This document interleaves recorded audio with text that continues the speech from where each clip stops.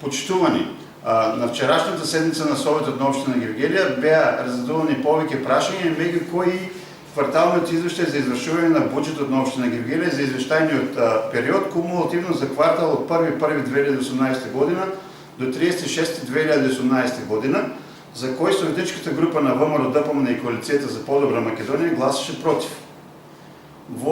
Поради ова визитуваме за следното. Во првите 6 месеци имаме најслаба реализација на приходи во основниот буџет за 11,8% или околу 72 милиони денари. Имаме најслаба реализација на буџетот од аспект на капиталните приходи, кои всушност го проектираат развојот на Општина Гевгелија од само 2,47% или 9 милиони 360 хиляди денари и 163 денари, што го потврдува фактот дека трендот надоле со слаба реализација на буџетот продолжува и понатаму. Имаме најслаба реализација на буџетот и од аспект на капиталните расходи, во износ од само 3,55% или 14 милиони 734.329 денари, што представува уште една потврда за надолниот тренд во развојот и за тоа дека во општината не се реализираат никакви проекти, ниту пак се превземаат нови активности, туку само се довршуваат претходно започнатите проекти. Исто така, од финансискиот извештај на јавното предпријатие Комуналец за период од 1.4.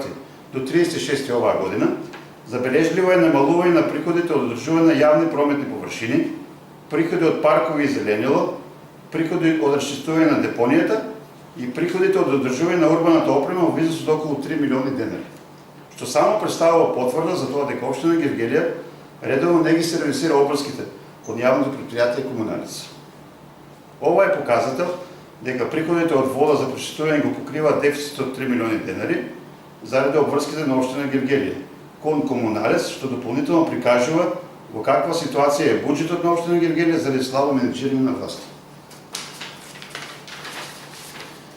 И во една ваква ситуација, за неполна година Општина Гевгелија реши да вработува 11 лица, со што дополнително го оптовари буџетот, а ефектот е поразителен. Бројките покажуваат катастрофални резултати кај капиталните приходи. Со тоа, задоволувањето на партиските интереси, СДСМ ги стави пред интересите на граѓаните на Општина Гевгелија. А резултатите од слабото менеџирање на Општина Гевгелија надолу ги покажува реализацијата на буџетот во првите 6 месеци. Исто така да подсетиме дека револтот е огромен кај граѓаните на Општина Гевгелија заради инцидентите во градинките во изминатиот период и новите цени за прочистување на водата, кои директно удрија по џебот на граѓаните на Општина Гевгелија. Последиците од погрешните политики на локалната власт на СДСМ во Општина Гевгелија веќе ги увидоа граѓаните на кои им беа ветувани голем број проекти пред изборите.